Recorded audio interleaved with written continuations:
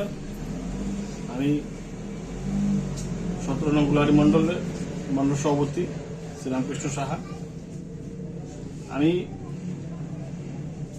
আজ থেকে 2 দিন আগে আমার সোশ্যাল মিডিয়া এবং পত্রিকাতে আমরা দেখতে পেয়েছি আমার বিরুদ্ধে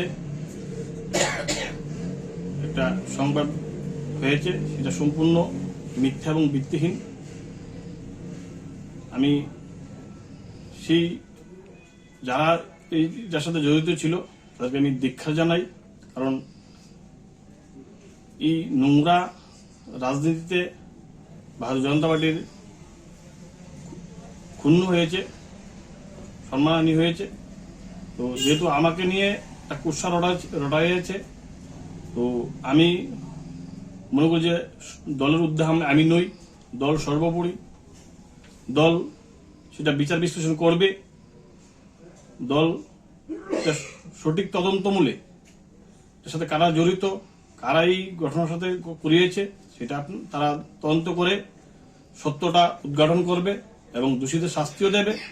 এবং পাশাপাশি আমি আমার যে প্রায় 3 বছর হয়েছে আমার মন্ডল সভাপতি, এর আগে 2014 সাল থেকে আমি ভারতীয় জনতা পার্টির সাথে যুক্ত, নিঃশ্বাস 17 দিন কাজ করে এসেছি। দল যে সময় যে দায়িত্ব দিয়েছে সেটা আমি করেছি, আজও করছি, আগামী দিনও দল যে দায়িত্ব সেটা করব। আপাতত সময় যেহেতু আমি গুলাহাটি মন্ডল সভাপতি, আমি এই ঘটনাটাকে তীব্র বিরোধিতা করি এবং পাশাপাশি যারা সেটার সাথে জড়িত আমি রাজ্য সরকারের কাছে এবং রাজ্যের মাননীয় সভাপতি রাজীব ভট্টাচার্যের কাছে আবেদন করব সঠিক তদন্ত করে যাতে বিষয়টা দেখে দলকে কেন কালিমালিপ্ত করেছে। তো আমার আর কিছু বলার নেই। আর আমি আমার যে মন্ডল সভাপতি পদ, সেই পদটা থেকে আজকে এখন থেকে অব্যাহতি চাই। আমি আমার রাজীব ভট্টাচার্য, আমার রাজ্য সভাপতি শ্রদ্ধেয় দাদার কাছেও আমি সেই লেটার দিয়েছি এবং আমাদের সিপাহী জেলা উত্তরাংশের যে সভাপতি গৌরাঙ্গ ভৌমিক, ওনাকেও আমি দিয়েছি। ওনারা দেখবেন বিষয়টা এবং আমি আমার আজ থেকে আমার পদ থেকে পদত্যাগ করলাম। আগামী দিন দল যে ডিসিশন নেবে সেটা আমি মাথা পেতে নেব। দল ঊর্ধ্বে আমি নই, দল আমার কাছে সর্বোপরি।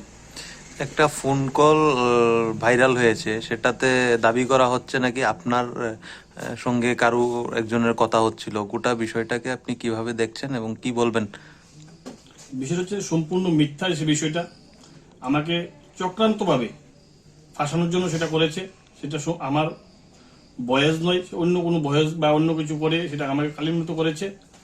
পাশাপাশি আমি আমার রাজ্য সভাপতির কাছে এবং আপনাদের কাছে অনুরোধ করে বলছি, সেই বিষয়ে যারা দুশ্চক্রী, যারা এটার সাথে জড়িত ছিল, যারা সেই নিউজটা করেছে, তারা যাতে সঠিক শাস্তি আমাদের রাজ্য সরকার প্রদান করে এবং আমাদের রাজ্য মুখ্যমন্ত্রী প্রদান করে, এতটুকুই বলার। আমি যদি 2014 সাল থেকে নিঃস্বার্থে কাজ করে যাচ্ছি, আগামী দিনও করব, দলের ঊর্ধ্বে আমি নেই, কিন্তু যারা এটার সাথে জড়িত তাদেরকে যাতে উপযুক্ত শাস্তি প্রদান করে আমি আমার সভাপতির কাছে অনুরোধ করে বলছি। চক্রান্ত বা ষড়যন্ত্র আপনি যেটা বলছেন, এটা কারা করেছে? দলের কেউ না বিরোধীরা?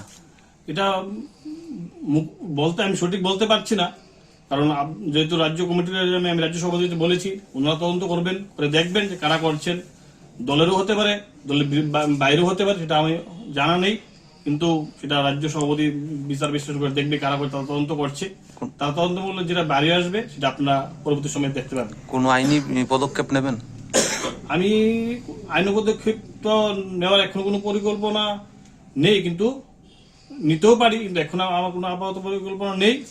আপনারা দেখেছেন আরেকটা বিষয়, সেটা পরের দিন আরেকটা নিউজ ভাইরাল হয়েছে, যাকে নিয়ে কুৎসাটা রটিয়েছিল আমার সাথে, সে কিন্তু উনি এবং ওনার মা বিবৃতি দিয়েছেন, পত্রিকাতেও বেরিয়েছে, এটা সম্পূর্ণ মিথ্যা। কার কার নামও বলেছে সেটা আপনারা দেখেছেন, আপনারা অবগত আছেন। সেটা আমার রাজ্য সভাপতি দেখবেন, তারা দেখবেন যে সম্পূর্ণ মিথ্যা। ওরা যে বিবৃতিটা আপনারা দেখবেন, ওই বিবৃতিটাও আমার রাজ্য সভাপতি দেখেছে বা তারাও এটা গোচরে আছে। আমি বারবারই বলেছিলাম যে গোলাঘাটি বিধানসভার মধ্যে কিছু দুষ্ট লোক রয়েছে, তাদেরকে আমি কয়েকবারই সাবধান করেছি, কিন্তু তাদের এই কাজকর্মকে আমি সহযোগিতা না করাতে আমার পিছনে লেগে আমাকে চক্রান্তমূলক ভাবে ফাঁসিয়েছে।